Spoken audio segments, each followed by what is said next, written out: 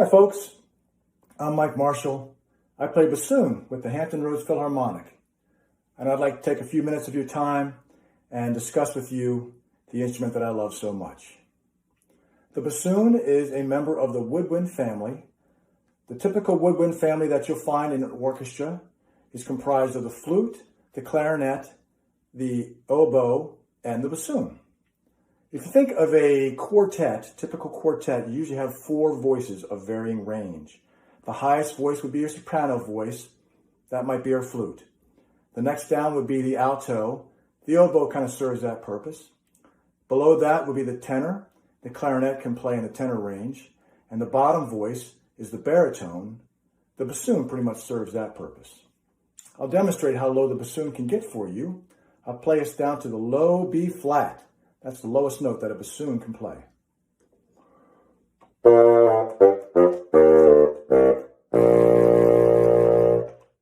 Pretty low and pretty. I like the tone that a bassoon gives you, especially when you put the air through the entire tube. But the bassoon also goes pretty high. It has a pretty high range. It has a 4-octave range. I'll now play the B flat that's 4 octaves above the one that you just heard.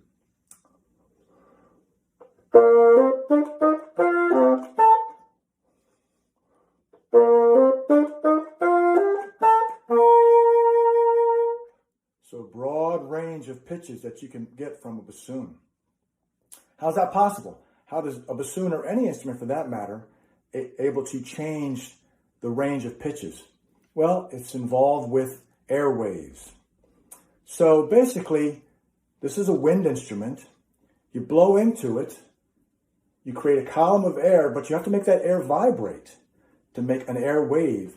And the longer and shorter the air wave, the higher and lower the pitch. So how do you get that air to vibrate? With this little fella right here. This is called a double reed. Double because there's a reed on the top and there's a reed on the bottom. So to play that double reed, I have to put my lips over top of both sets of teeth, just like Grandpa when he puts his teeth in his glass. So I can control those reeds and also give them flexibility and let them vibrate.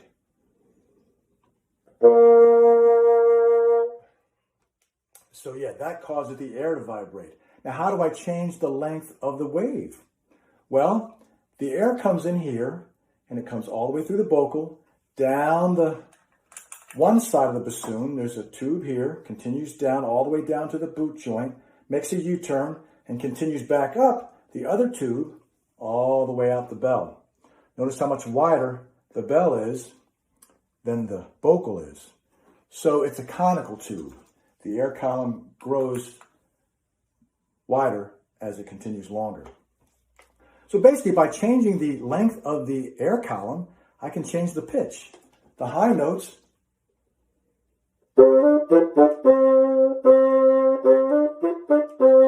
notice how I raise my fingers and make the column of air shorter, and it makes the note higher. And then watch this key right here as I play the low B flat.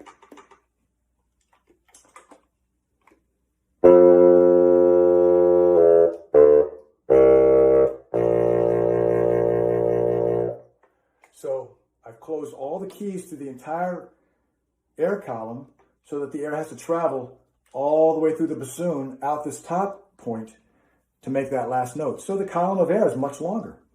So kind of like a string instrument. The longer the string, the slower the vibration, the longer the wave. You put your finger on a guitar string in the middle of it, you cut the string in half, you raise it by an entire octave.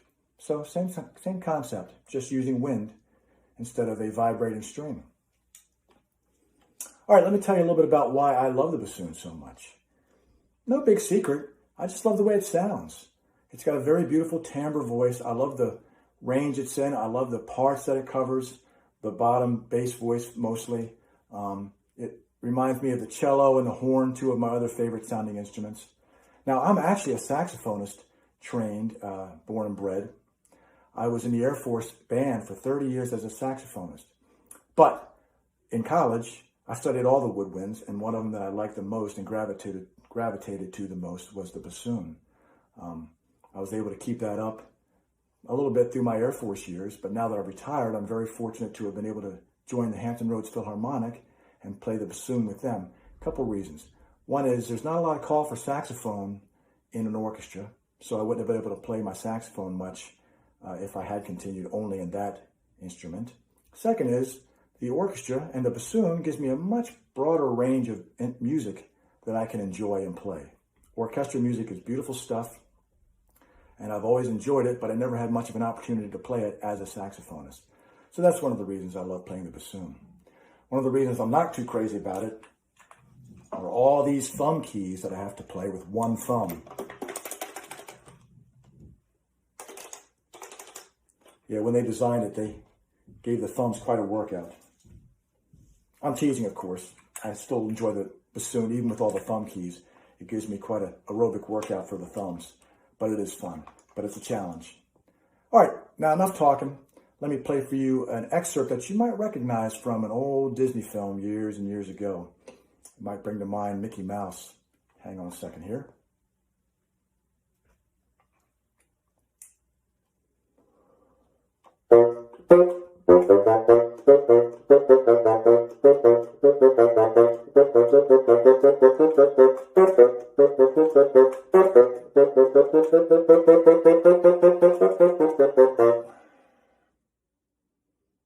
That bring to mind some brooms carrying buckets of water, filling up the cistern, and Mickey sleeping at his job as the sorcerer's apprentice.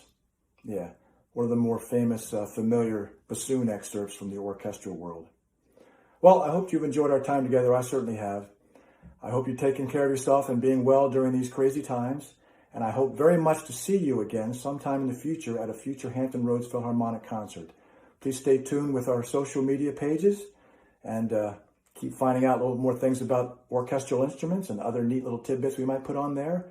And keep in touch with our future concerts when we're able to come back and meet you in person. Thanks very much for your time. Take care.